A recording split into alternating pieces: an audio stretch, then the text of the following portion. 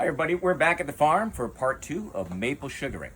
Now we have a very fancy machine here, and this is how we take our sap and we turn it into syrup. The name is not that complicated. It's called an evaporator, and all it does is evaporate water. So right now we've got sap in there, and this is water leaving. Now remember from part 1, that sap that went in there is at 2%.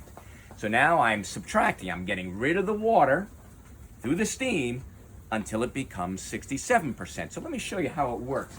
Big tanks are back here, and we've got a hose that flows to the evaporator. Now those tanks are set up high. So if I pull the hose off of the evaporator and hold it above the water level in the tank, it doesn't drip out. But if I take off this nozzle and I move it down, still nothing. I come down lower, and now we're gonna start to see that our sap is going to flow out.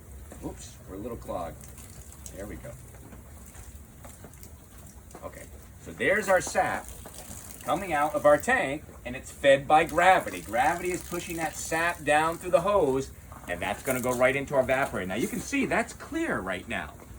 Again, don't put clear sap on your pancake. That's how you get a soggy pancake. So here's what happens.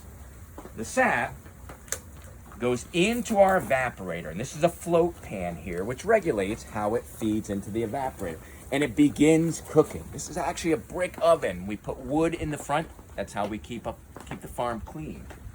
We burn wood from things that have fallen down at the farm. Now you can see already, look at this. Now that's brown. That's the same sap that came out of the tree, and already it's changing its color. It's caramelizing with the sugar in it. I'm still not gonna put that on my pancakes, but we're getting closer. So the sugar content's no longer 2%. It is way up there, but not at 67%.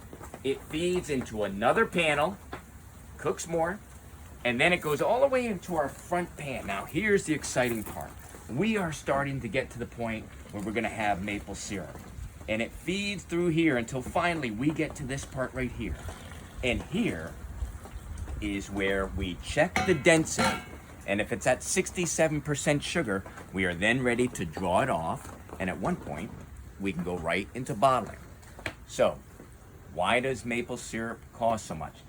It's an awful lot of time to go out and gather the sap from the trees, load it up, bring it into the evaporator, and then sit here for hours to boil off the water to get our maple syrup.